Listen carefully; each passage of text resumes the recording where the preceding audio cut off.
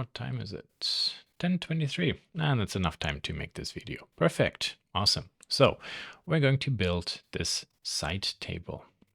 What's really interesting with this exercise is first I can show you how we can create this repetitive circular pattern. And then how do we even make all these pipes? And also with the wood surface, it's made out of individual elements. And if we look from here, you can see the wood texture is very unique. This adds actually a nice level of realism. Okay, cool. So let's make a new design. First step, again, we would like to make a direct model. So right click, do not capture design history. Front view, create sketch, click there. And I will explain again a little bit about how the sketch engine works. So we just create a rectangle somewhere there. Now this point is actually more diagonal than it is horizontal to this point. Now here this is more, this is more vertical. This is more maybe horizontal. Now this is important because we want this point to this point vertically constrained. So there, click, click. There we are. Cool. Then sketch dimension 0.5. Oh, this actually should be in inches. There, double click. 0.5. Zack. You see how easy it is to change actually a dimension. We don't have to create a new design. The top area we would like to add a dimension to. So sketch dimension, there, click, and that should be 8 inches. Now, because we gave this vertical constraint, when we press escape, we can move this up and down, but I want this to be perfectly at 21 inches. So sketch dimension, click, click, click, 21, enter. There we are. So you see the nice thing about, again, the way how this sketch engine in these programs work, not just only Fusion, is you can put down a rough outline and then via more constraints, we actually kind of like massage it into the shape we want, instead of having to very carefully from the beginning draft it cleanly. Cool. So we now have actually created half the profile or cross-section of our tabletop. So let's click finish, go to create, and let's take a look at revolve. Revolve is a command that allows us to take a sketch profile, what you see there in blue, and then rotate it 360 degrees.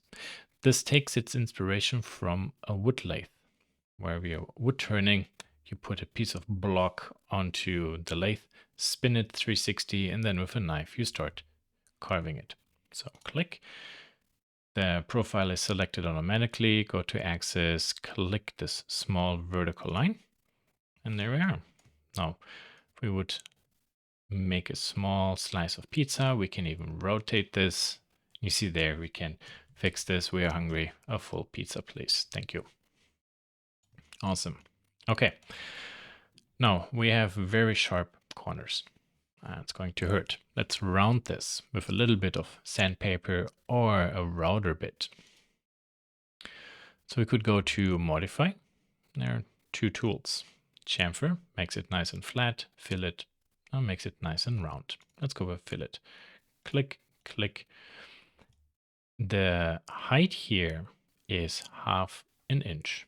So if for the radius we type in something like 0.25 plus 0.25 is 1/2 inch, you see this turns into a complete round.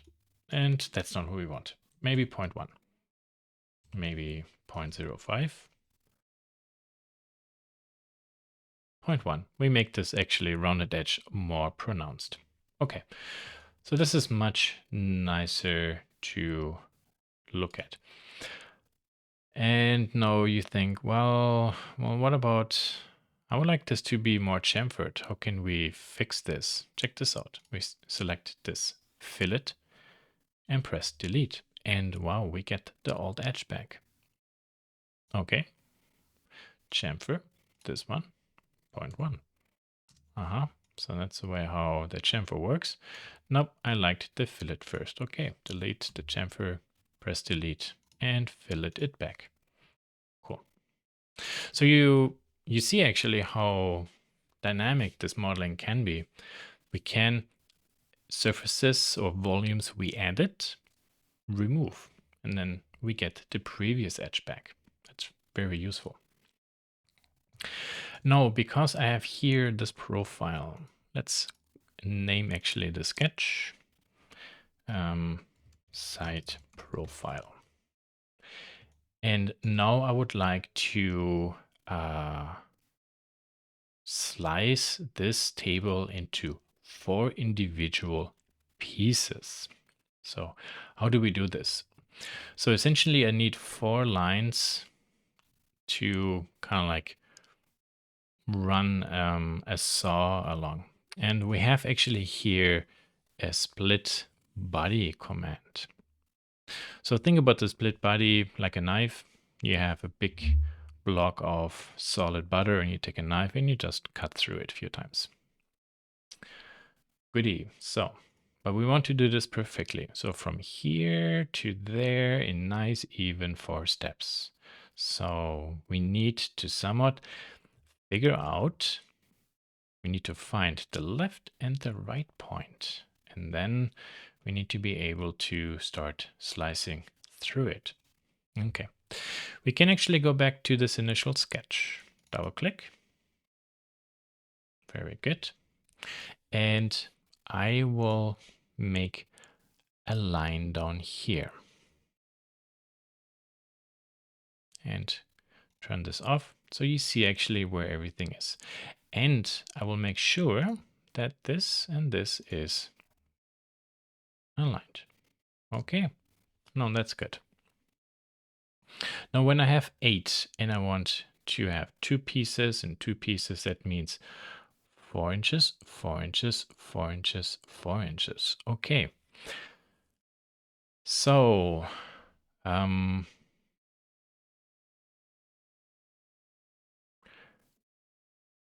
we can do this a little bit like this.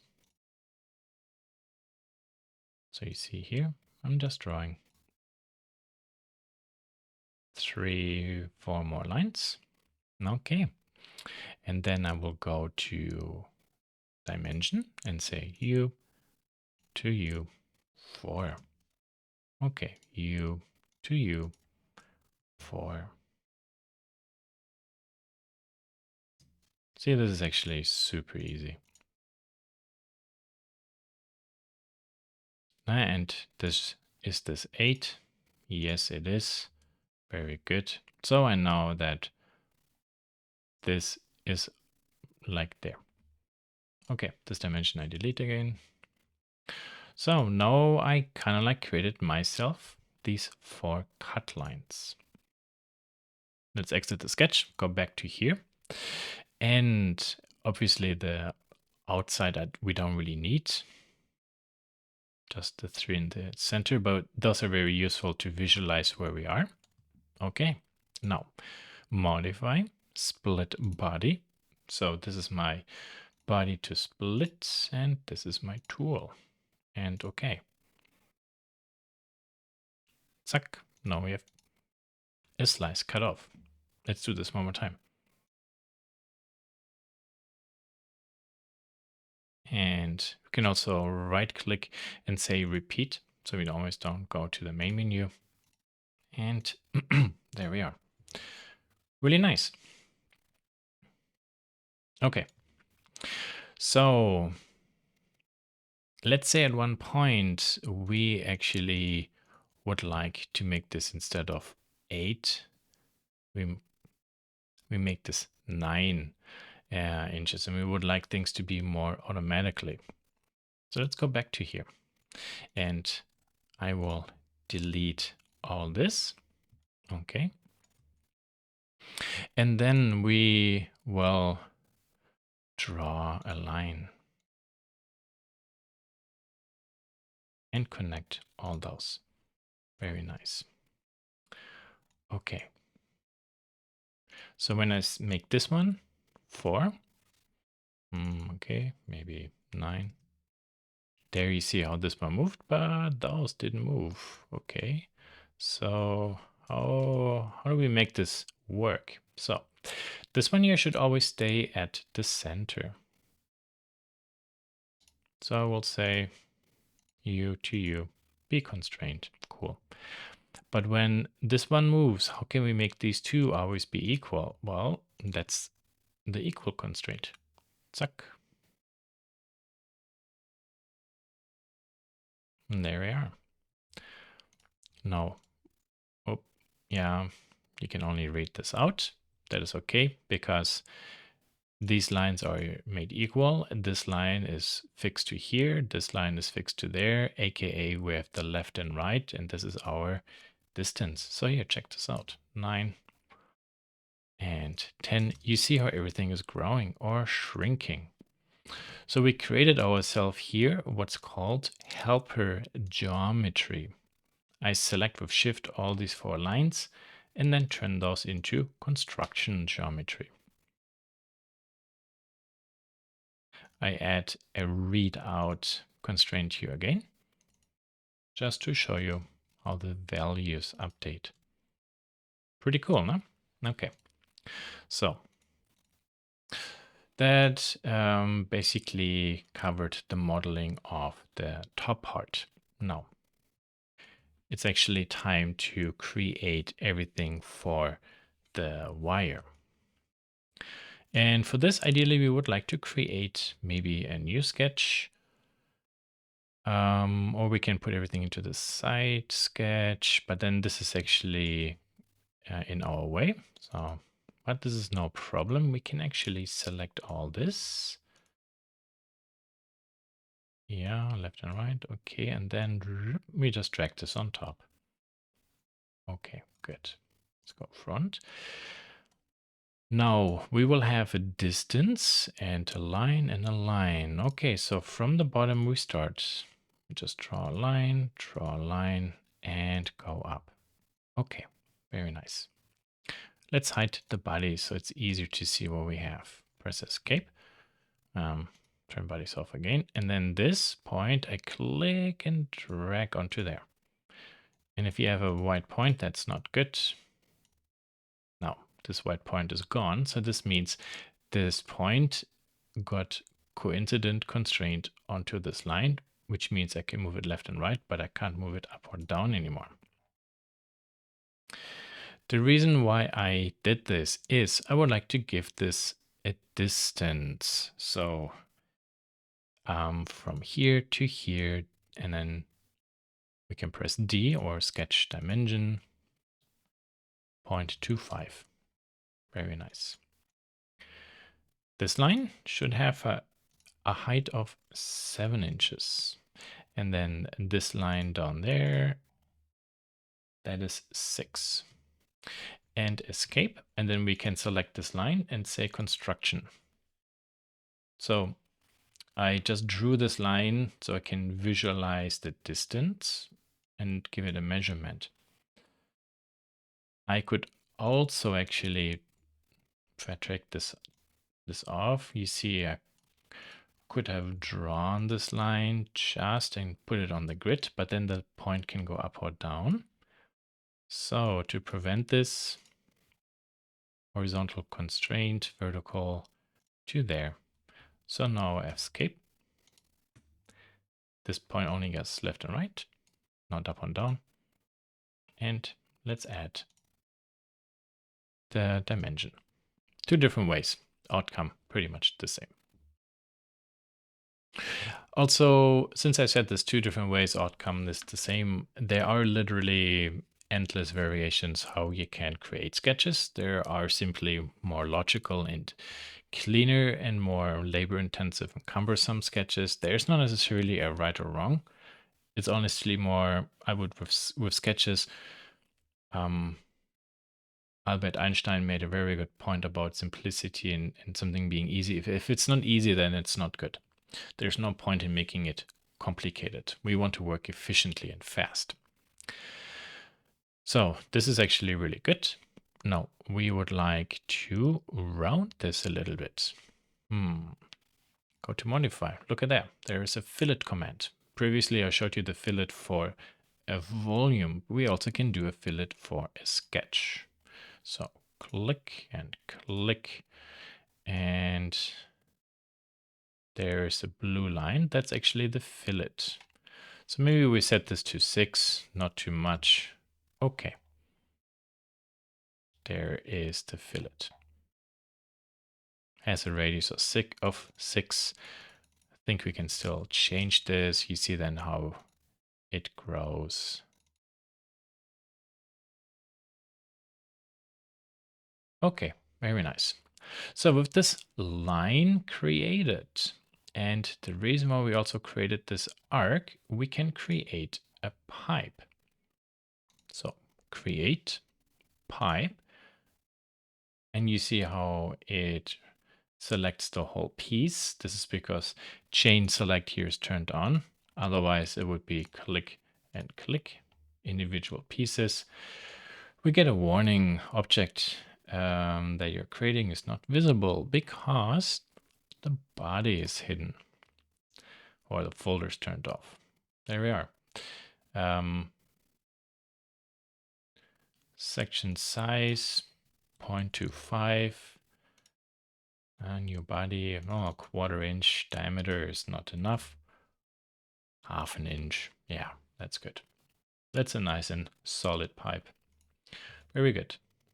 Okay.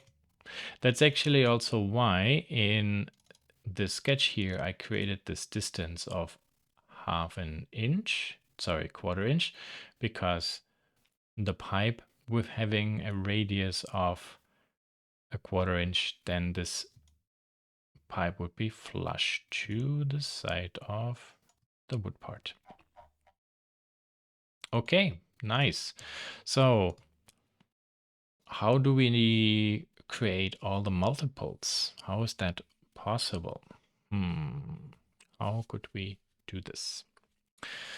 So before we do that, I would like to select this one, right click and say create a component. And now I can go to create pattern, circular pattern, select my component, go to axis, select my Z axis, and then here I have a slider, or not a slider, an entry field. So 10 pieces. Well, let's say maybe, what about 15? 16? Yeah, 16 is nice. Maybe too tight. 14. 14 looks good. Or 12. Click OK. Cool. And then you see it creates all these other components for us. So these are all the copies. I created the component for a particular reason. We will later actually adjust this size-wise a little bit. That's just a demo, or because we're going to adjust it. That's the reason why I wanted this to be a component, knowing this already up front. Now, let us select all those, and then we can press V to hide, and maybe this one we show. So we have a reference, and we would like to see the sketch again. Now, these legs are actually freestanding. That's not necessarily very good. I would like to have connection elements there. Okay, so we go back to side profile. Then this I will turn off for the moment, and I will create somewhere a ring circle. Okay. Press D or sketch dimension, and we would like to give this a diameter of 0.5. Okay, very nice. Now, this and this I would like to be vertically constrained. Okay, so they are kind of like above each other. But now how do I make this one flush to there? So how can we do that? So when this is actually a diameter of 5, then this is a radius of 0.25. So the distance from here to there is 0.25. Haha. Okay, so that means sketch dimension, this point to there, 0.25. Or can I click this? No, not in this mode. And there we are. So we have, say 0.5. How this is away, 0.2, 0.25. Obviously, when we make this 0.6, then this has to be 0.3. Okay. Cool. Okay. So 1/2 inch we decided. So let's make another circle here. So this circle, I say equal constraint to this circle. So I don't have to give this a dimension for the diameter or radius. It's already predefined if we want to do it that way. And now I would like this to be flush to there and actually flush to there. Let's hide bodies. And we do again the same. So U to U, 0.5. I just on purpose first make this bigger. So 0.25 and 0.25. Now this actually is not correct. This has to be 0.5 because there is the pipe. There you see that, no? Okay, very good.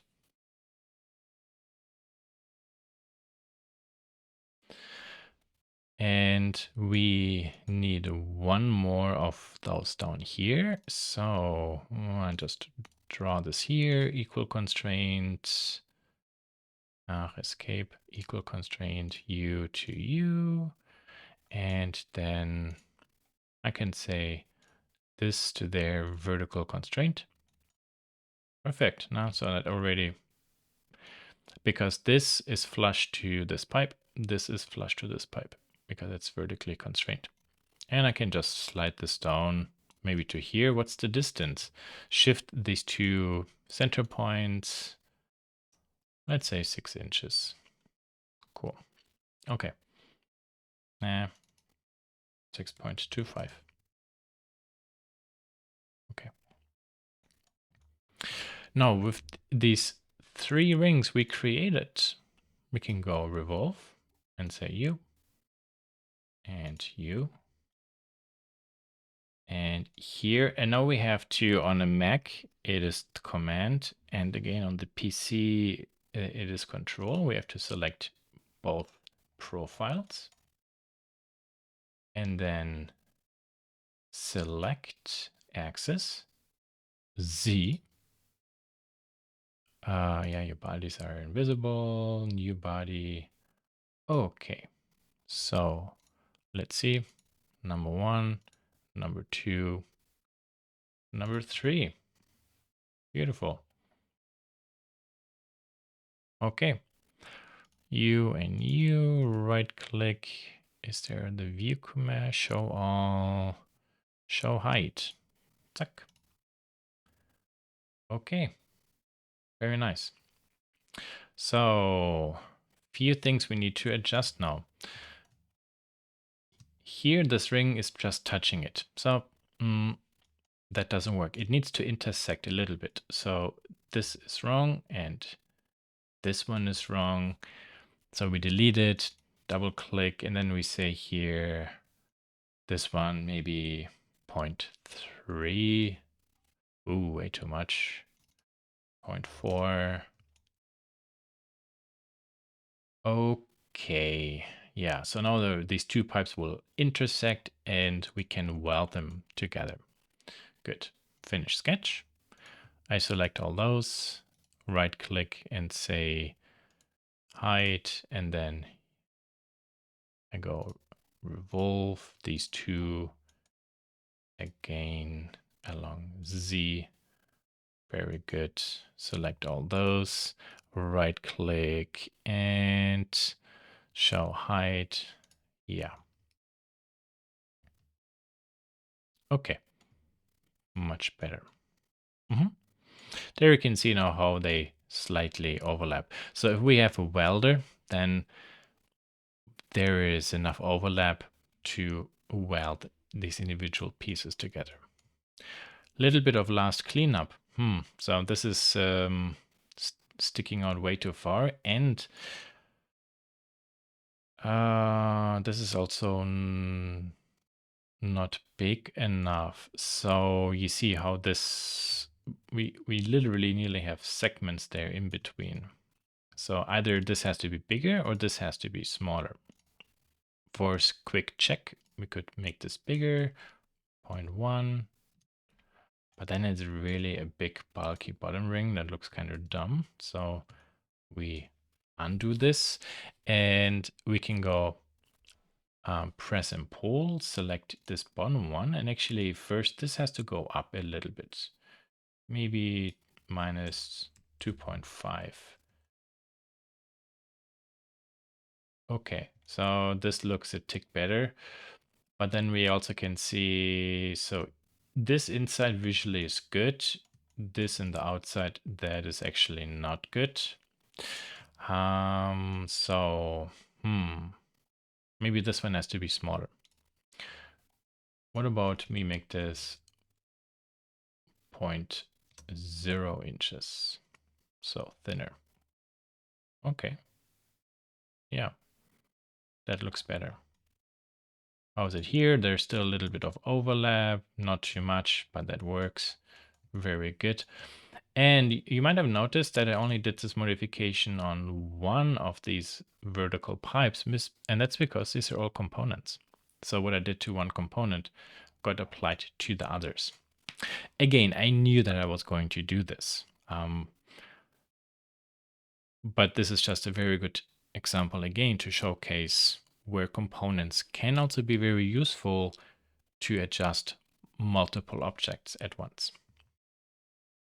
I would say the modeling is done, and now we can bring this to an end by adding more materials to it. So modify and appearance. Let's do the metal first. That's easy. Brass and polished.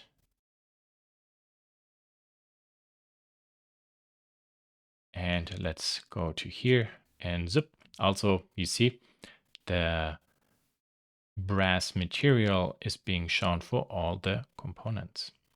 Now for the top part, let's go to solid wood. We would like to go with finished and maybe ash. Let's see, ash semi-gloss, glossy. Put this to there, put this to there, put this to there, put this to there. Okay. So when we now actually close this and look from the front, we can see that the center points are everywhere at the same position. It's a little bit unrealistic. And from the top also, yeah, this looks too much copy and paste. So how can we do variations? I can click a face that tells me here which object or body it is. Right click and texture map control. So what we're going to do now is when we select this, we are in the texture mapping. Basically, that gives us the ability to move the texture around. So I'm going to move this one up. There you see how. Kind of like moving the center of the wood. I can also move this more to there. And I can even slide this. This one I leave here. Go further down. Actually, further down looks pretty fantastic.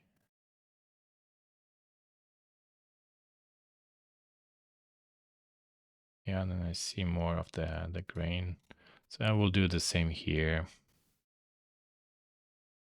Okay. Yeah. Close. No, it's still way too repetitive. Okay, so whoops, wrong one. Right click one more time. We can rotate this too. No, obviously not this way. There. Maybe bring this out even more. Not too much. I mean, it's just not the way our wood is made.